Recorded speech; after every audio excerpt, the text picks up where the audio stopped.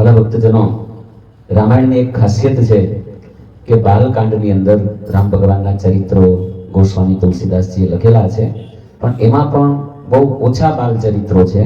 શ્રી કૃષ્ણ ભગવાનના બાલ ચરિત્રો તમે જુઓ તો એની કથા સાંભળ્યા જ કરો. સ્વામિનારાયણ ભગવાનના બાલ ચરિત્રો તમે જુઓ તો એમની કથા પણ એવી છે. પણ રામાયણની અંદર મર્યાદા પુરુષોત્તમ રામચંદ્ર ભગવાન એમના બાલ ચરિત્રો ભક્તજનો ખૂબ જ ઓછા લખાયેલા છે. રામ ભગવાનનો સ્વભાવ બાળપણની અંદર શાંત અને ગંભીર છે. બાળપણના સ્વભાવથી ધીરે ધીરે રામ મોટા થવા લાગ્યા છે. ભાઈઓની સાથે રમે છે. પોતે મોટા છે તો પણ રમતા રમતા એવું વિચારે છે કે ભાઈઓ જીતે અને પોતે હારે. હારમાં પોતાની જીત માને છે. અને જ્યારે રમતા રમતા કૌશલ્યા માતા એમને બોલાવવા આવે છે, તમારા પિતાજી તમને યાદ કરે છે, જમવા માટે બોલાવે છે, ત્યારે રામ ભગવાન એમ કહે છે કે અમે ત્રણેય ભાઈઓ, ચારે ભાઈઓ સાથે આવશું.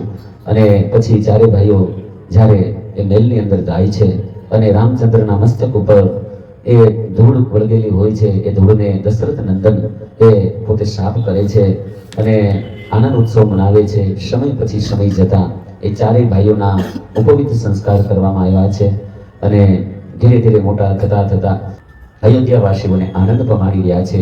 યુવા અવસ્થાની અંદર ચારેય ભાઈઓ એ વિદ્યાભ્યાસ કર્યો છે. વિદ્યાભ્યાસ પૂરો કર્યા બાદ રાજ્યની અંદર પુનઃ આગમન થયું છે, સ્વાગત સમયું થયું છે, માતા પિતાને આનંદ થયો છે.